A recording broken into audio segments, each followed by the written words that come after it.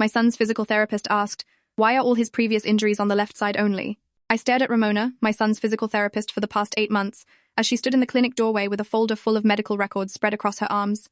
Her expression wasn't accusatory, just genuinely confused, which somehow made the question feel even more uncomfortable. I'd brought my 7-year-old son Liam to this clinic twice a week since his first broken arm back in January, and now here we were in September with injury number 6, all on the left side. I hadn't even noticed the pattern until she pointed it out. My mind raced through the past 9 months, trying to make sense of what she was suggesting without actually saying it out loud. Liam sat on the examination table behind us, swinging his good leg and playing with a fidget toy, completely oblivious to the tension building in the room. Ramona closed the door gently and set the folder on her desk, pulling out x-rays and incident reports one by one. January, broken left arm from falling off playground equipment at school. March, sprained left ankle from tripping on stairs at home. May, dislocated left shoulder from a bicycle accident. July, fractured left wrist from falling out of a tree. Last month, another left ankle sprain from soccer practice. And now today, we were here for a follow-up on a left knee injury from what my husband Jeffrey had described as a clumsy moment on the trampoline. She spread them out like a timeline, and the pattern was impossible to ignore once you saw it laid out visually. Every single injury on the left side of his body. Every single one happening when I wasn't there to witness it. My stomach dropped as I realized what she was really asking without directly accusing anyone. I tried to explain that Liam was just clumsy and maybe had some coordination issues we hadn't addressed yet. Ramona nodded slowly but pulled out her assessment notes from the past 8 months. She'd been documenting his coordination, balance, reflexes, and motor skills at every session. According to her professional evaluation, Liam had above-average coordination for his age group. His balance was excellent. His reflexes were normal. His motor planning was well developed. There was no medical reason for him to be having this many accidents, and definitely no reason for them to be exclusively on one side. She said that in 15 years of pediatric physical therapy, she'd never seen a naturally clumsy child have such a pronounced one-sided pattern. Kids who are genuinely accident-prone get hurt randomly all over. They fall on both sides. They injure different limbs. But Liam's injuries followed a pattern that suggested external force applied consistently from the same angle. My mind immediately went to Jeffrey, my husband of 9 years and Liam's stepfather since he was 18 months old. All of these injuries had happened when Liam was alone with Jeffrey during my work shifts. I was a night nurse at the county hospital, working Thursday through Sunday from 7 p.m. to 7 a.m., which meant Jeffrey handled bedtime, morning routines, and weekend activities 4 days a week. I'd never questioned his explanations for Liam's injuries because Jeffrey seemed so concerned and attentive every time. He'd rush Liam to urgent care or the emergency room immediately. He'd fill out all the paperwork accurately. He'd follow up with doctors and schedule physical therapy appointments. He seemed like a devoted parent who was just dealing with an unusually clumsy kid. But now Ramona's question hung in the air like smoke, making everything look different through this new lens of suspicion. I asked Ramona what she thought was happening, and she chose her words very carefully. She said she was a mandated reporter and had an obligation to document concerning patterns. She wasn't making accusations, but she was required to share her observations with the appropriate authorities. The consistent one-sided pattern combined with the frequency of injuries and the fact that I was never present during any incidents created what she called a constellation of red flags. She'd already called Child Protective Services that morning before our appointment because waiting could put Liam at further risk. A caseworker named Vivian Cross was on her way to the clinic right now to interview both me and Liam separately. Ramona apologized for not warning me in advance, but protocol required that potentially abusive parents not be given time to coach children or create false narratives. My whole body went cold as I realized I was being investigated as either an abuser or an enabler. Liam was playing with building blocks in the corner when Vivian arrived 20 minutes later with a smile that didn't reach her eyes. She introduced herself as a child safety specialist and asked if Liam could show her his favorite toys in the play area down the hall. He hopped off the table eagerly, always happy to have a new audience for his elaborate toy car stories. Once they left, Vivian's colleague Dwight Patterson stayed behind to interview me in Ramona's office. He had this clipboard with a standardized form that asked about discipline methods, household stress, financial problems, substance abuse, and domestic violence. I answered every question honestly, explaining that Jeffrey and I had a solid marriage, no major financial stress, no drinking or drug problems, and no history of violence between us. But when Dwight asked about discipline, I had to admit that Jeffrey believed in stricter consequences than I did. He thought I was too soft on Liam and needed to establish firmer boundaries. Dwight's pen stopped moving when I mentioned Jeffrey's discipline philosophy. He asked me to describe what that looked like in practice. I explained that Jeffrey would send Liam to his room for extended timeouts, sometimes 2 or 3 hours for talking back. He'd take away privileges for weeks at a time over minor infractions. He'd make Liam write sentences like, "I will respect my father," 50 times for arguing. I thought it was too harsh but not abusive, just old-fashioned parenting from someone who'd grown up in a strict military family. Dwight asked if Jeffrey ever got physical during discipline, and I said no, never. That was my one absolute rule in our house. But even as I said it, I realized I only knew what happened when I was home. I had no idea what discipline looked like during those 4 overnight shifts when I was at work, and Jeffrey was alone with Liam for 12 hours at a time.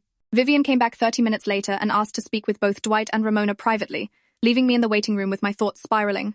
I tried calling Jeffrey 3 times, but his phone went straight to voicemail, which was unusual since he was supposed to be working from home on a flexible schedule. When Vivian finally called me back into the office, Her expression had shifted from professionally neutral to deeply concerned. She said Liam's account of his injuries didn't match the stories Jeffrey had told me and the medical staff. The playground fall? Liam said Jeffrey pushed him when he wasn't climbing fast enough during a weekend outing. The bicycle accident? Jeffrey had deliberately stuck his foot in the front wheel spokes when Liam wasn't pedaling correctly. The trampoline injury? Jeffrey had landed on Liam's leg on purpose after Liam said he wanted to go inside. Every single injury had been intentional, disguised as accidents, and Liam thought he was being punished for disappointing his stepfather. I couldn't breathe. I kept saying there must be a misunderstanding, that Liam must be confused or exaggerating because Jeffrey loved him and would never deliberately hurt him. But Vivian pulled out her notes and read back Liam's exact words, and they were too specific and consistent to be false. Liam had described exactly how Jeffrey would position himself to make the injuries look accidental, how Jeffrey would coach him on what to tell doctors and threaten consequences if Liam ever told the truth. How Jeffrey explained that Liam needed to learn that actions have consequences and sometimes those consequences hurt. Vivian said Liam spoke in this flat, rehearsed tone that indicated he'd been manipulated over time to accept this treatment as normal. She'd seen this pattern before in cases of long-term physical abuse disguised as accidents. The perpetrator carefully calibrates the injuries to avoid obvious abuse markers while maintaining plausible deniability through accident narratives. Dwight explained that they were legally required to report this to law enforcement immediately because the injuries constituted felony child abuse. Detective Isaiah Montgomery from the Special Victims Unit was already en route to take formal statements from everyone involved. They were also obtaining an emergency protective order that would remove Jeffrey from our home and prohibit any contact with Liam pending investigation. Vivian said I had a choice to make right now about whether I believed my son and would protect him, or whether I'd defend Jeffrey and risk losing custody of Liam myself. She needed to know if I was a safe parent who'd been deceived or a complicit parent who'd turned a blind eye to abuse.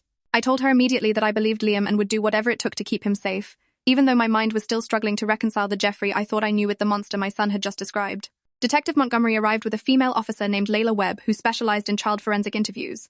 They took Liam to a special interview room at the police station that was designed to be comfortable and non-threatening, with cameras recording everything for court purposes later. Montgomery stayed with me at the clinic to take my statement about the injuries, Jeffrey's discipline methods, our marriage, and whether I'd ever suspected abuse. I kept replaying the past 9 months in my head, looking for signs I'd missed, and feeling sick about how Jeffrey had manipulated all of us. He'd taken Liam to different urgent cares and emergency rooms for each injury, probably to avoid pattern recognition from medical staff. He'd always seemed so appropriately concerned and attentive that no one questioned his story. He'd even researched physical therapy options and driven Liam to every appointment, playing the role of devoted parent while continuing to abuse him in private.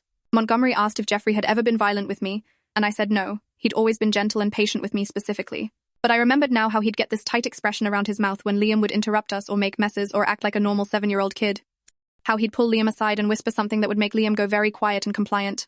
How Liam had started flinching slightly when Jeffrey moved suddenly, something I'd attributed to general jumpiness but now recognized as a trauma response. Montgomery said this was classic selective abuse, where the perpetrator targets the most vulnerable family member while maintaining a positive image with everyone else. Jeffrey had probably calculated that I'd defend him if anyone questioned the injuries because I'd never personally witnessed any violence from him. The emergency protective order was granted that afternoon by a judge who reviewed Liam's statement and the medical records. 2 police officers went to our house to serve Jeffrey with the order and escort him to collect his essential belongings. He was prohibited from coming within 500 feet of Liam or me, contacting us in any way, or returning to our home. Montgomery said they were building a criminal case for multiple counts of felony child abuse, and Jeffrey would likely be arrested within 48 hours once the prosecutor reviewed all the evidence. In the meantime, I needed to get Liam home and start processing this nightmare while keeping him safe. Vivian gave me a packet of information about trauma-informed parenting, therapy resources for child abuse survivors, and support groups for non-offending parents. She scheduled a follow-up home visit for Thursday to assess our living situation and Liam's emotional state. I picked Liam up from the police station around 5 p.m., and he was exhausted from hours of interviews and examinations. Officer Webb had done a full body check for other injuries and found several older bruises in various stages of healing on his left side that I'd never noticed or that Jeffrey had explained away as normal kid roughhousing. We drove home in silence because I didn't know what to say that wouldn't sound like an apology for failing to protect him sooner. Our house felt different when we walked in, like a crime scene, even though the police had only been there to supervise Jeffrey's departure. I made Liam his favorite dinner, macaroni and cheese with cut-up hot dogs, and we ate together at the kitchen table while he told me about the nice lady officer who let him play with a therapy dog during his interview. He seemed relieved that Jeffrey was gone, but also confused about why everything was suddenly changing so fast. That night, I lay awake in bed staring at the ceiling and trying to figure out how I'd been so blind to what was happening to my son. Jeffrey had seemed like such a stable, reliable partner after Liam's biological father abandoned us when Liam was 6 months old. He'd stepped into the father role so naturally, attending school events and coaching Little League and reading bedtime stories. I'd been grateful to have a partner who was willing to fully embrace being a step-parent instead of keeping Liam at arm's length. But now I saw how he'd used that position of trust to isolate and abuse my son systematically while I was at work and vulnerable. He'd probably chosen me specifically because my night shift schedule gave him unsupervised access to Liam 4 nights a week. I felt like the worst mother in the world for not seeing it sooner, for not questioning the accidents more carefully, for trusting someone who was hurting my child. Thursday morning, Detective Montgomery called to tell me they'd arrested Jeffrey at his office the previous evening. He was charged with 6 counts of felony child abuse and 1 count of witness tampering for coaching Liam to lie to medical professionals. His bail was set at $100,000, which his parents paid within hours, so he was already out of jail and staying with them across town. Montgomery warned me that Jeffrey would likely try to contact me despite the protective order because abusers often can't accept losing control of their victims. He gave me his direct number and told me to call immediately if Jeffrey violated the order in any way. He also said the prosecutor's office would be contacting me about testifying at trial, which was scheduled tentatively for 6 months out unless Jeffrey took a plea deal. Vivian came for her home visit that afternoon and spent 2 hours assessing our living situation and interviewing Liam again in our familiar environment. She brought a child therapist named Dr. Simone Blackwood, who specialized in trauma recovery from parental abuse. Dr. Blackwood spent an hour playing with Liam and having casual conversation that was actually a clinical assessment of his mental state and attachment patterns. Afterward, she told me that Liam was showing signs of complex trauma, including hypervigilance, people-pleasing behaviors, and difficulty expressing his own needs. He'd been conditioned over time to believe that his value depended on not disappointing authority figures, which was why he'd tolerated the abuse and kept Jeffrey's secrets. She recommended twice-weekly therapy sessions for at least 6 months, possibly longer depending on his progress. She also suggested parallel therapy for me to process my own trauma and guilt so I could support Liam's healing effectively. The next week was a blur of appointments with prosecutors, victim advocates, therapists, and CPS caseworkers. Everyone wanted to hear the story again and document every detail for their specific purpose. I had to take a leave of absence from work because I couldn't focus on patient care while my own life was falling apart. My hospital was supportive and helped me apply for emergency family leave under our employee assistance program. Money was going to be tight because Jeffrey had been contributing half our household income, but keeping Liam safe mattered more than financial comfort. I contacted a family law attorney named Harold Finch, who specialized in custody cases involving abuse allegations. He filed for an emergency modification of the custody arrangement to terminate Jeffrey's parental rights entirely and remove his name from Liam's birth certificate, since the adoption had only been finalized 2 years ago. Harold explained that terminating parental rights was difficult even in clear abuse cases because courts generally favor maintaining parent-child relationships with supervision. But the systematic nature of Jeffrey's abuse, the deliberate deception of medical professionals, and the witness tampering made this a stronger case than most. He'd filed the motion with supporting declarations from Ramona, Detective Montgomery, Dr. Blackwood, and Vivian documenting the abuse pattern and Liam's disclosure. The hearing was scheduled for 3 weeks out, and Jeffrey's attorney had already filed a counter motion claiming I was making false allegations to punish Jeffrey for his stricter parenting style. His legal strategy was apparently going to be that I was too permissive, Jeffrey was appropriately firm, and Liam had been coached by me to exaggerate normal discipline into abuse claims. Harold warned me this was a common defense tactic and not to let it shake my confidence in what I knew to be true. Jeffrey started sending me emails despite the protective order, using a new account I didn't recognize so they wouldn't be automatically filtered. The messages started out apologetic and loving, claiming he'd never meant to hurt Liam, and had just been trying to toughen him up the way his own father had done. He said I was overreacting and destroying our family over normal parenting differences. When I didn't respond, the emails got angrier and more accusatory. He said I was turning Liam against him with false allegations. He said I'd regret this when Liam grew up to be soft and weak without a father figure to provide discipline. He said he'd fight for custody and prove I was an unfit mother who worked nights and left our son vulnerable. I forwarded every email to Detective Montgomery, who added them to the witness tampering charges and increased Jeffrey's bail conditions to include electronic monitoring. Liam started therapy with Dr. Blackwood twice a week, and I could see subtle changes in him after each session. He became more willing to express frustration or disagreement with me instead of immediately complying to avoid conflict. He started sleeping better and having fewer nightmares about disappointing Jeffrey. He drew pictures in therapy of what he called the hurting times that showed his small figure cowering while a large figure loomed over him. Dr. Blackwood said this externalization of trauma through art was healthy and helping him process what had happened without having to articulate it verbally yet. She taught him coping strategies for when he felt scared or triggered, like deep breathing and naming 5 things he could see around him to ground himself in the present moment. 3 weeks later, we went to family court for the emergency custody hearing. Jeffrey sat at the defendant's table with his attorney, looking polished and professional in an expensive suit. He'd lost weight and had dark circles under his eyes, but otherwise looked like a respectable businessman being unfairly accused. His attorney argued that I was an overprotective mother who couldn't accept appropriate discipline and had coached Liam to make false allegations after Jeffrey set necessary boundaries. She presented character witnesses who testified that Jeffrey was patient, gentle, and wonderful with children. She submitted photos of Jeffrey and Liam at various activities, smiling and appearing happy together. She argued that the injuries were genuinely accidental and that any child who plays sports and climbs trees will get hurt sometimes. She said the one-sided pattern was coincidental and that I was seeing malice where there was only misfortune. Harold countered with the medical evidence, showing x-rays and incident reports that demonstrated a clear pattern of injuries inconsistent with natural childhood accidents. He called Ramona as an expert witness to explain why the one-sided pattern was medically suspicious and how Liam's coordination testing proved he wasn't naturally clumsy. He presented Dr. Blackwood's evaluation showing Liam had trauma symptoms consistent with long-term physical abuse. He showed the judge emails from Jeffrey that demonstrated consciousness of guilt and attempts to intimidate me into dropping the allegations. Most powerfully, he played the recording of Liam's forensic interview, where he described in detail how each injury had actually occurred and how Jeffrey had coached him to lie. Liam's voice on the recording was flat and mechanical when describing the abuse, then became animated and childlike when talking about other topics, showing the compartmentalization that trauma victims develop. The judge asked Jeffrey's attorney if she wanted to put Jeffrey on the stand to refute the allegations. She declined, which Harold said later was because Jeffrey would have to either lie under oath or admit to the abuse. The judge took a 15-minute recess to review all the evidence, then returned with a decision. He found by clear and convincing evidence that Jeffrey had systematically abused Liam and coached him to lie to medical professionals. He terminated Jeffrey's parental rights immediately and permanently, prohibited any contact with Liam, including through third parties, and ordered Jeffrey to pay child support for Liam's therapy and medical expenses. He said the evidence showed a calculated pattern of abuse that demonstrated Jeffrey was unfit to parent and posed an ongoing danger to Liam's physical and emotional well-being.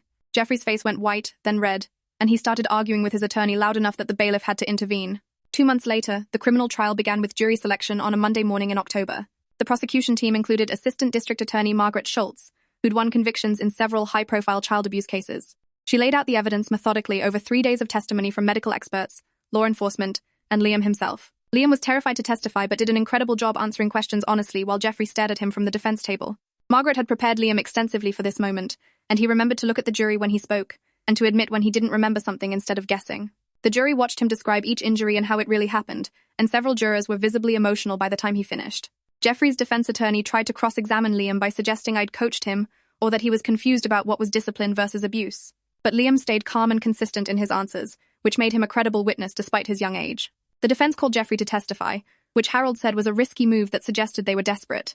Jeffrey claimed he'd never deliberately hurt Liam, and that any injuries were accidental results of normal roughhousing and outdoor play. But under Margaret's cross-examination, he couldn't explain the one-sided pattern, couldn't justify why he'd taken Liam to different medical facilities for each injury, and couldn't account for the emails where he'd admitted to toughening Liam up. His explanations became increasingly convoluted and defensive, making him look like exactly what he was, an abuser who thought he was too smart to get caught. The jury deliberated for 6 hours before returning guilty verdicts on all counts. Jeffrey showed no emotion as the verdicts were read, just sat there staring straight ahead like he couldn't believe this was happening to him. Sentencing was scheduled for 4 weeks later to allow time for victim impact statements and pre-sentencing reports. Margaret told me that Jeffrey was facing between 8 and 15 years in prison depending on the judge's discretion. She said the systematic nature of the abuse, the vulnerability of the victim, and the witness tampering would likely result in a sentence on the higher end of that range. She also filed a motion to prohibit Jeffrey from profiting from his story in any way, including book deals or media interviews, since criminals shouldn't benefit financially from their crimes. At the sentencing hearing, I read a victim impact statement describing how Jeffrey's abuse had shattered our family and traumatized my son for what would likely be years. I explained how Liam still flinched at sudden movements and had nightmares about disappointing authority figures, how he'd lost trust in his own judgment and ability to recognize danger, how I'd lost trust in my ability to protect him and choose safe partners. Dr. Blackwood submitted a report detailing the long-term mental health impacts Liam would likely face, including possible anxiety disorders, depression, and relationship difficulties. The judge reviewed everything carefully, then sentenced Jeffrey to 12 years in state prison with no possibility of parole. He said the sentence reflected the serious nature of the crimes and the need to protect children from adults who exploit positions of trust to cause harm. 6 months after Jeffrey's sentencing, Liam had his last appointment with Ramona for physical therapy follow-up. His old injuries had healed properly, and he'd had 0 new injuries since Jeffrey's removal from our home. Ramona gave him a certificate celebrating his hard work in therapy and told him how proud she was of his bravery in telling the truth. She pulled me aside before we left and apologized for not recognizing the pattern sooner, saying she should have reported after the 3rd or 4th injury instead of waiting for 6. I told her she'd saved Liam by finally speaking up when she did, and that her willingness to look beyond the obvious explanations had given my son his childhood back. Liam started 2nd grade that fall with a new confidence and willingness to take age-appropriate risks, no longer paralyzed by fear of disappointing adults or making mistakes that would result in punishment disguised as accidents.